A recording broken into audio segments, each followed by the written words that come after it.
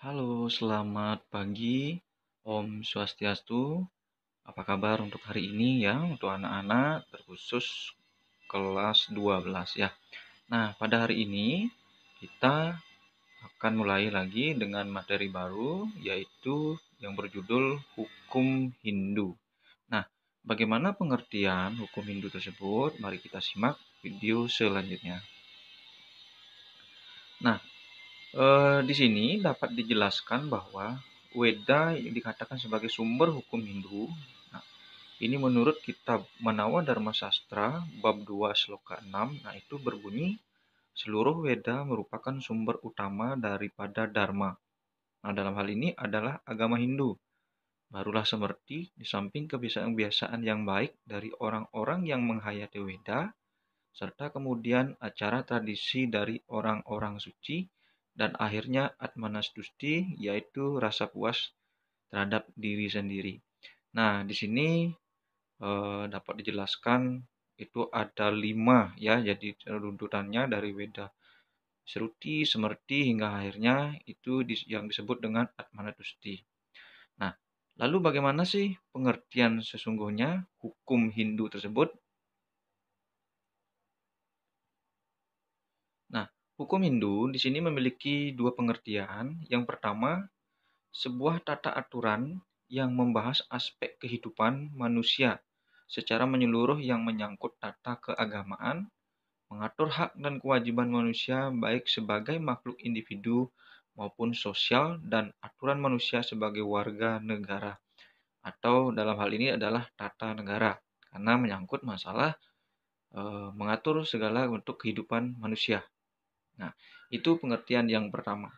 Kemudian yang kedua, hukum Hindu juga berarti perundang-undangan yang merupakan bagian terpenting dari kehidupan beragama dan bermasyarakat. Ada kode etik yang harus dihayati dan diamalkan sehingga menjadi kebiasaan-kebiasaan yang baik dalam masyarakat. Nah, dua pengertian ini dapat disimpulkan bahwasanya hukum Hindu itu adalah suatu aturan, nah atau undang-undang yang dapat mengikat segala bentuk tindak tanduk manusia. Nah, baik sebagai makhluk individu, begitu juga sebagai makhluk sosial ya.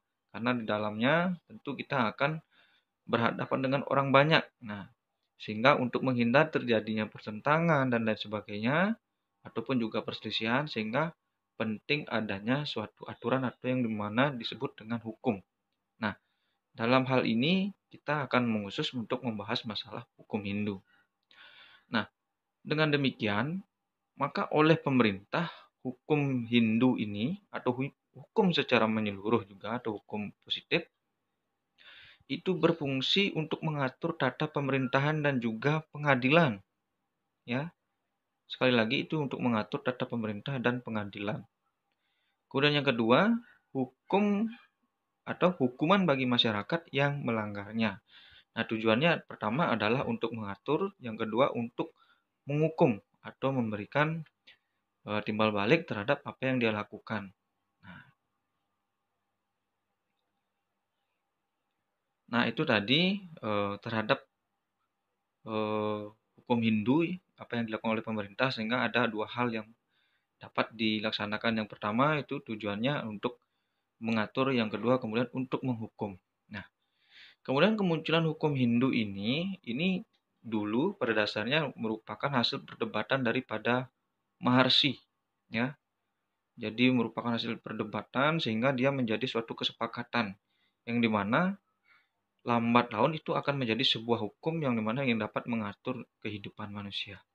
Nah, dapat kita lihat di sini ada banyak ya Maharsi yang dimana di dalamnya ikut melakukan suatu diskusi atau perdebatan sehingga muncullah hukum Hindu ini. Yang pertama ada Gautama, ada Baudayana, Sankalikita, ada Wisnu, Apastamba, Harita, Wikana, Paitinasi, Usanama, Kasyapa, Brahaspati, dan Manu. Nah, inilah ada 12 ya. Ada 12 Maharsi yang ikut bercengkrama atau melakukan suatu perdebatan sehingga muncullah hukum ini. Nah, awal mula atau munculnya hukum Hindu ini dapat terlihat secara nyata itu ya. Hukum Hindu itu dapat kita lihat secara nyata pengaruhnya itu pada zaman kerajaan Majapahit ya, di mana zaman terjadinya perubahan-perubahan atau di mana terjadinya reformasi. Ya, tujuannya adalah hukum Hindu ini digunakan sebagai sumber ajaran dharma. Ya, jadi sumber ajaran kebaikan seperti yang dijelaskan sebelumnya, bahwasanya hukum Hindu ini digunakan sebagai alat untuk mengatur ya, sehingga bagi kerajaan Majapahit itu digunakan sebagai sumber ajaran dharma, kemudian untuk mengatur praja wilayah Nusantara ya. Jadi mengatur bagaimana tata negara, tata pemerintahan termasuk menyangkut masalah wilayah. Nah, itu yang nyata terjadi pada zaman kerajaan Majapahit. Nah, pada zaman itu ada dua aliran atau hukum Hindu yang muncul ya pada zamannya, yaitu yang disebut dengan Mitaksara dan Dayabaga.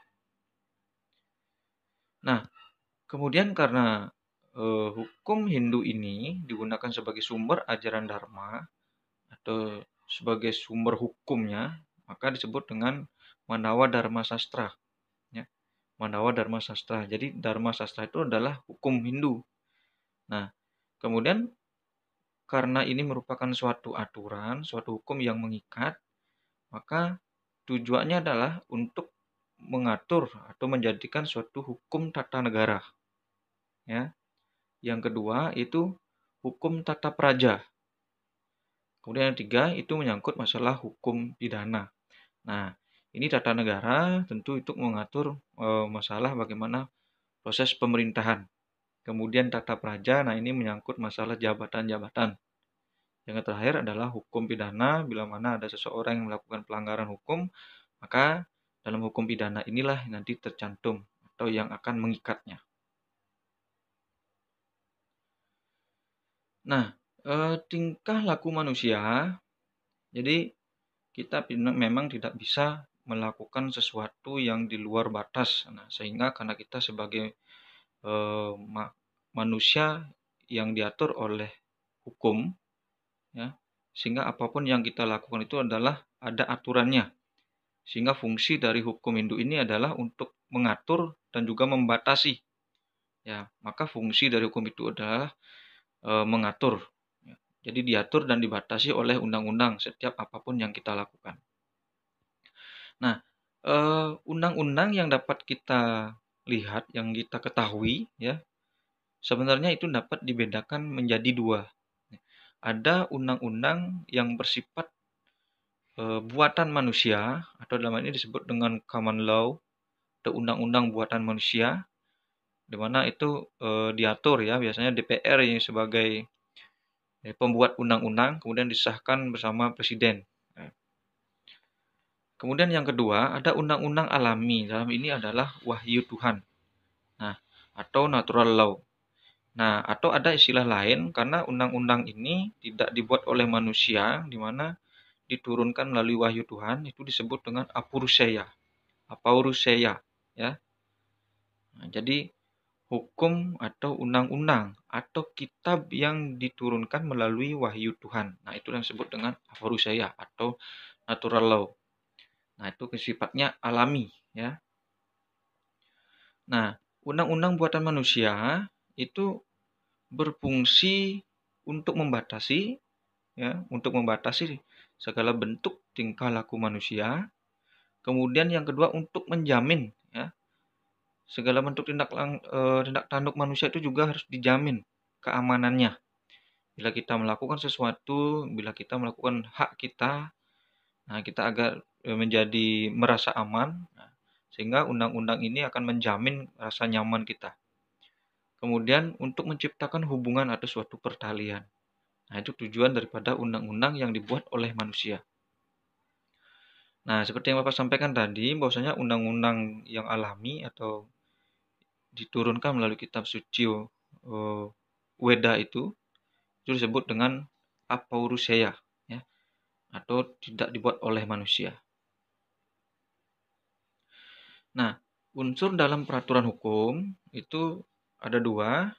Yang pertama, unsur-unsur yang bersifat mengatur, ya. Tentu ini memaksa, ya. Pertama bersifat mengatur atau normatif, ya. Jadi apapun itu agar segala tindak tanduk itu agar tidak kebablasan, sehingga perlu adanya suatu hukum yang mengatur. Nah, dalam hal ini sifatnya adalah normatif. Yang kedua, ada unsur-unsur yang bersifat memaksa, jadi representatif, ya. Jika orang sudah di luar kendali, maka penting adanya kita untuk paksa. Nah, semisal jadi pelanggaran di jalan raya, orang sudah salah misalnya ngebut gitu, ketika dihentikan tidak mau, terpaksa kita kejar, jadi kita paksa untuk berhenti. Nah, itu fungsinya adalah sebagai represif gitu ya, mohon maaf. Nah, kemudian sebagai warga negara yang baik,